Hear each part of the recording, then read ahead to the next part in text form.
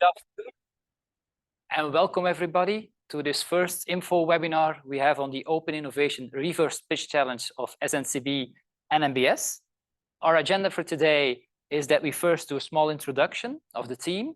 We will then dive a little bit deeper into the challenges and specifically highlight one potential use case as an inspiration for you to be working on. And then later on, we will dive also into the process of next steps towards the reverse pitch, what's still upcoming and ahead. The people we have with us here today are Stefan Costeur, Head of Digital and Innovation at SNCB, and Stefan Ax, Innovation Manager at SNCB. And then myself, Dimitri of EY Belgium, will be the host of this session today. Stefan, maybe to elaborate more a little bit on the ambition of SNCB, why to be focusing more on broadening the scope of ecosystems and open innovation. Can you maybe share some more information on that? Yeah, well, first of all, welcome everybody as well. Thanks for joining us. We are a big company, as you know. We have a lot of different challenges, and it's quite clear that all of the challenges we have and the new frame agreement we have with the government, there's a lot of challenges.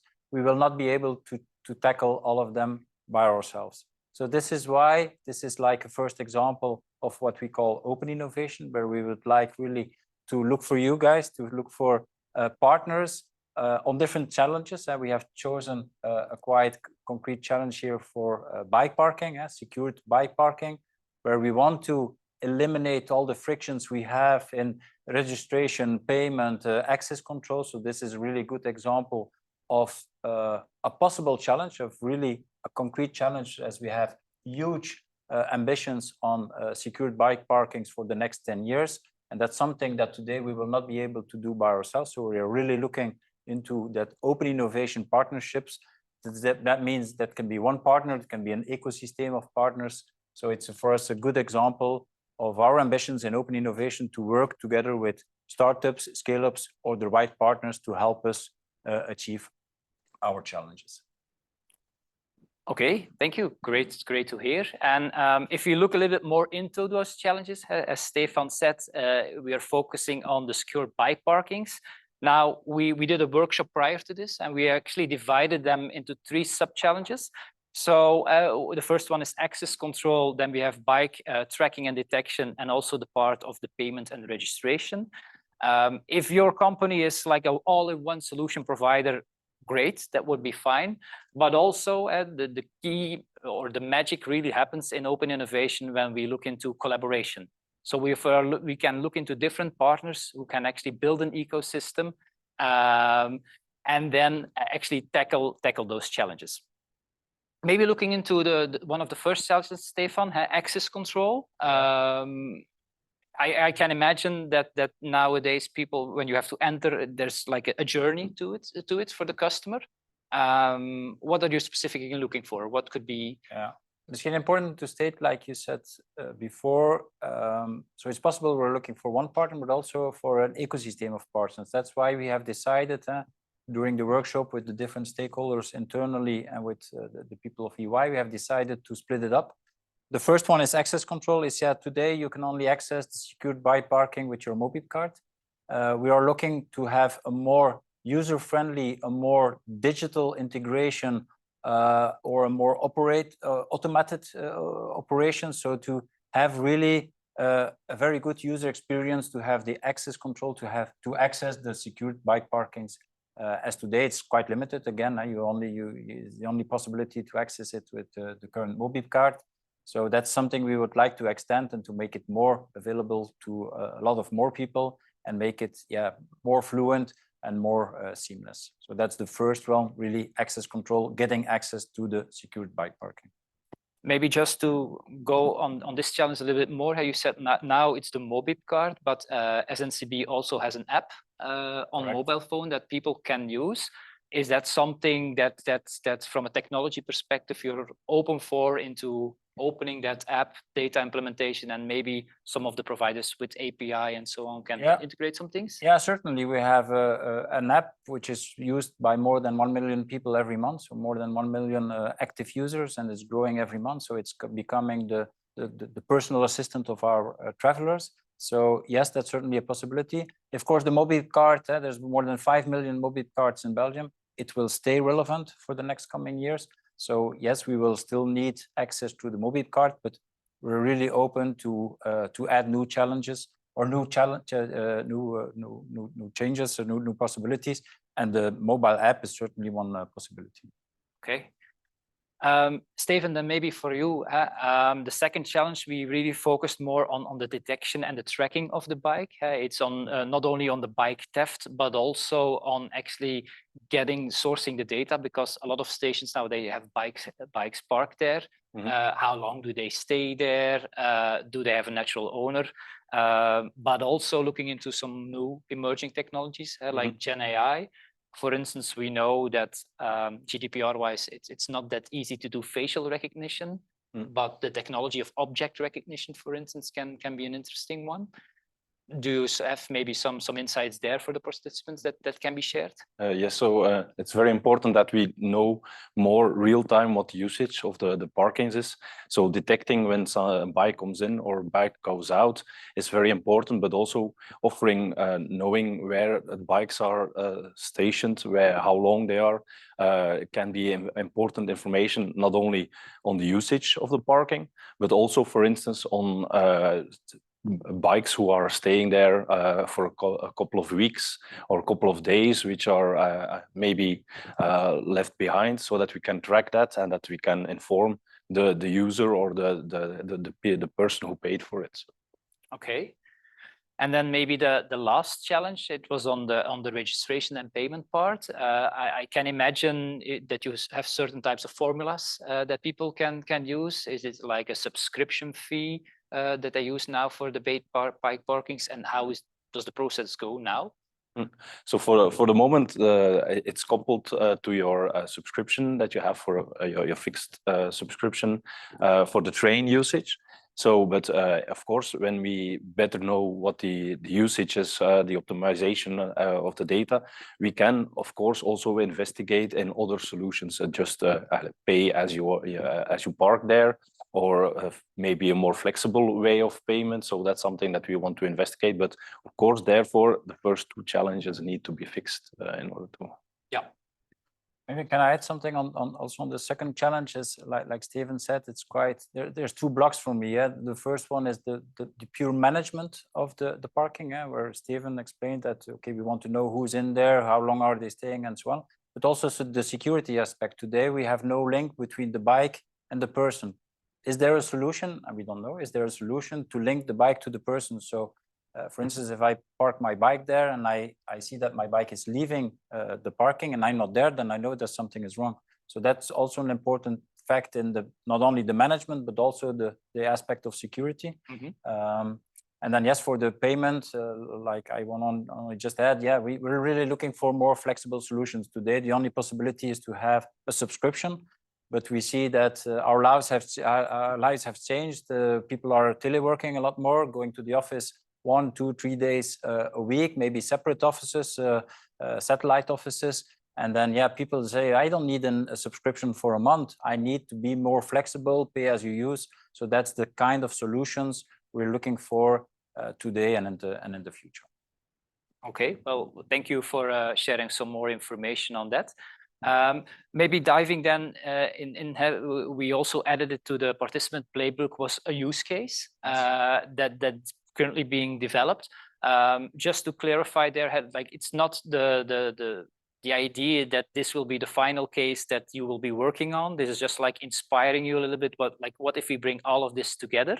But maybe it's easier that we have also one of the program managers of this use case with us on a call, Denis.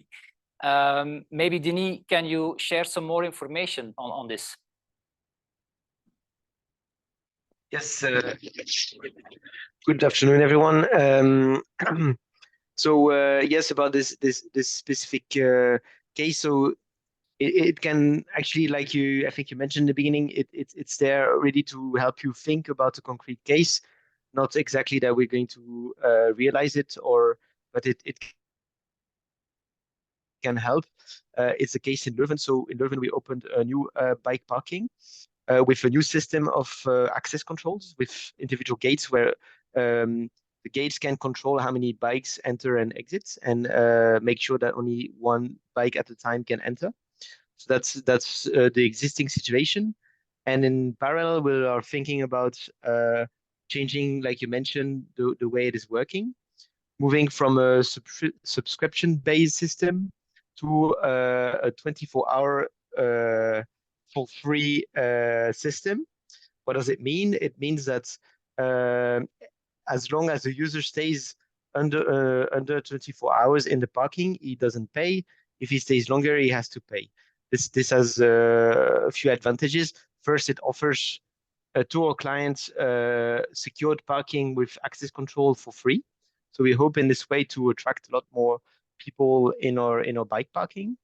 And secondly, it allows also a good management of the parking capacity, making sure that people who stay too long are not encouraged to stay too long in a way, because they have to pay after a certain period. So that's a bit the idea behind that. And actually, this case matches the three challenges that I mentioned. There is an issue of access control, making sure that also users, train travelers that don't have a mobile card can enter. So there is a new solutions to be thought about. There's also the aspect of bike control, bike detection, sorry, meaning that we need to know how long the bike is parked, and not really how many times the user entered and exited the parking, but really how long his bike has been parked. So that's an important also challenge. And the last one is also like the third one, about registration and making sure we know about the people and making sure they pay if they stay longer and so on. So that's a bit the context there around this use case. Yeah. Well, I think thank you, Denis, for sharing that information. That gives some clarification also, and it also shows that it's not really the intention of the proof of concepts that actually SNCB wants to make this tangible. There are a lot of stations out there. There's a lot of potential, and bringing this all together in one specific scenario already shows its value about the potential that it has. If we then look into the next steps, actually, in the reverse pitch competition, so now we're at an info webinar. This is recorded today. This will also be shared afterwards with all the participants.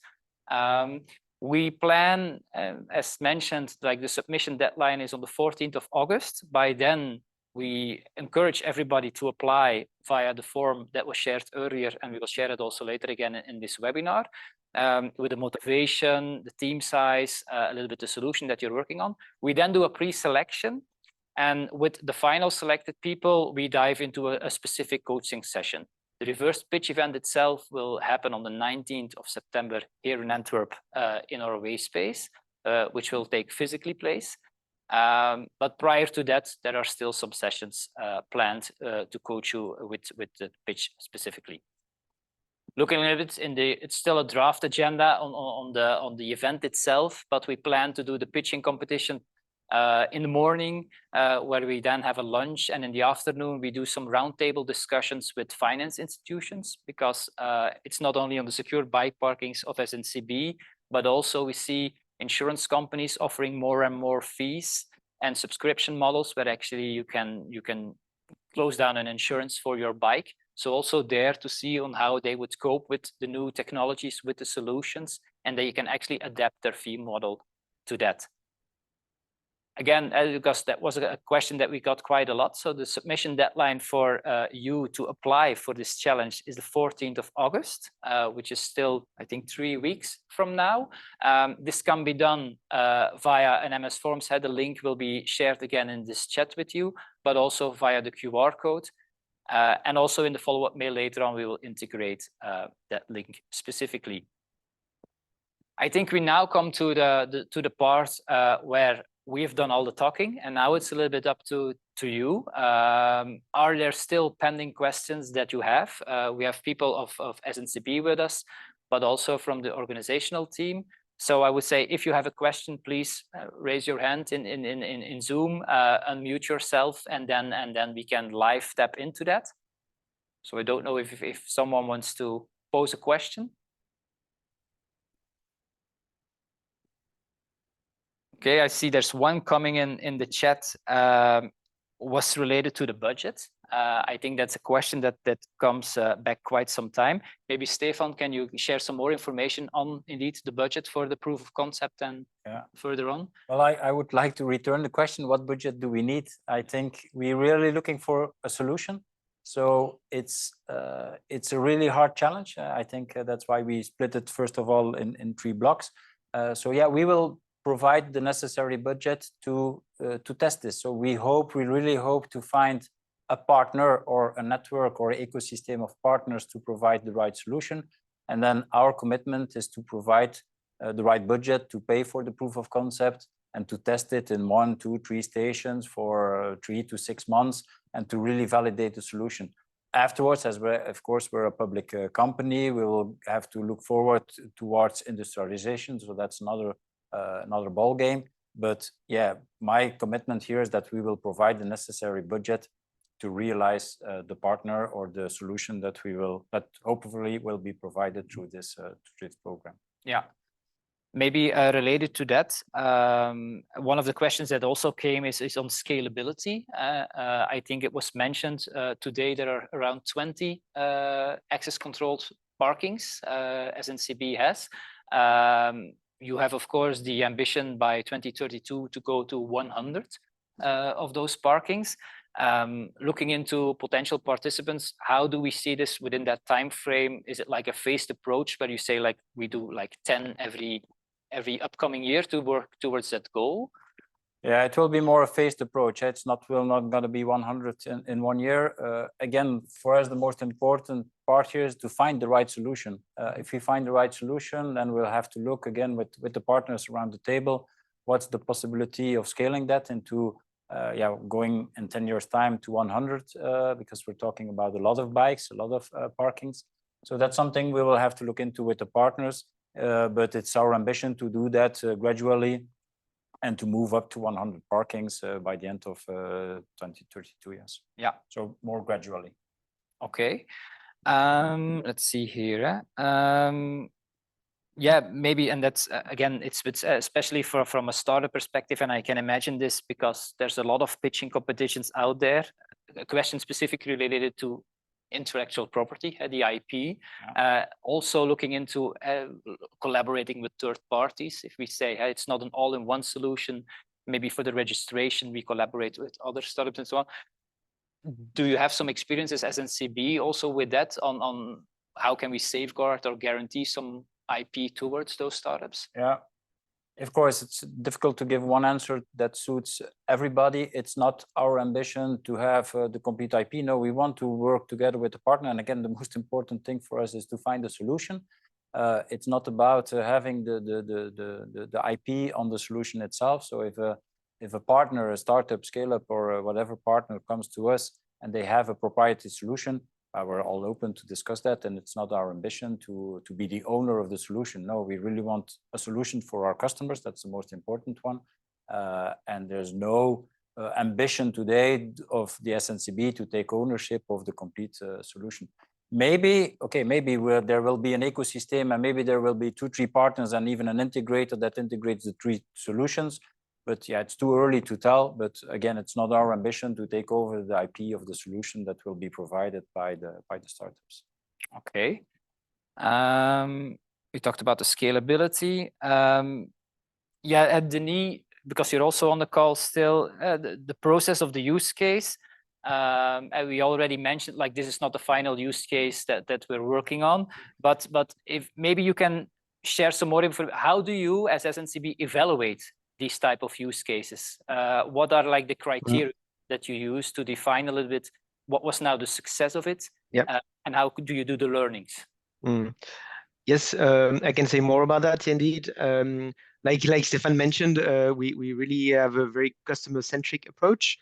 So the first parameter that we'll measure, the first indicator we'll follow, is about how far are a customer happy about the solution. How far are they using the solution? So that's really the first thing, because that's the first goal.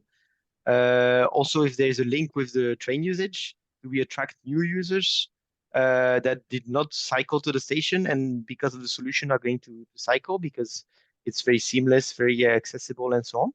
So that's really really the top priority for us. And then indeed we will also look at aspects like more technical aspects, like how often is the solution available? Is it working well? Is there a lot of maintenance? What can be the cost around it? It indeed has been mentioned. It's not that important, but it does play a role at the end of the day. So all kind of technical indicators to know a bit the level of service of the solution. But I really have to put the focus on the fact that we really are customer centric. So we really first of all we really want to know what do our customers think about the solution? Are they happy about it? And the best way to know that is really to follow the usage and follow the users and how they adopt the solution. Yeah. Okay. Thank you, Denis. Maybe one last question. It's a technical question, so Steven, maybe to you, related towards the pitch. And we already talked about NMBS, the application. Is this something that we can open up, or people can actually try to already develop something or prototype something prior to the pitch before they bring it? Do they get access to some data sets, or can they try to implement it into like a test environment or something of the app? Yeah, so we have a test version of our NMBS app. It's called a Lab app, where we can test new functionalities within the whole structure and the architecture of the app. So it's the same code base, it's all the same functionality. The only difference with the real app is that there are no payments integrated in there, and the Lab app as it is today, and no ticketing. But all the rest of the functionality, the route information, the departure times is all available within, and this can be used by the startup or the company participating in the pitch to test this functionality as it would be in the NMBS app itself. Okay, but I think that helps already quite a lot. It's case by case. It can be in the app. We have also other examples like Bike on Train, which is today like a web app. It's like a specific website outside the SNCB environment, where we also have a route planner integration with data. So yeah, it depends of what we want to test. How do we want to integrate it? Yeah, we really want to move quite fast. If we find a solution, let's sit around the table and make sure to create a roadmap together and to test something this year or beginning of next year at latest. Depending. So we have the Lab app, but also a mobile website could be a solution for quick testing, prototyping in this proof of concept. Yeah. Well, okay. I don't see any more questions that came in through the chat, so I think we managed to cope most of them. Of course, throughout the process, there's still some time, so we're in contact with each other. Feel free to take maybe some questions offline, or actually after having this information shared with you today, maybe reflect a little bit on some things, and then you can always come back to us. I think for now then I want to thank you all for participating, and we are really looking forward into the upcoming pitches that you will provide to us later at this stage. Thank you for now, and talk to you soon. Thank you. Bye-bye.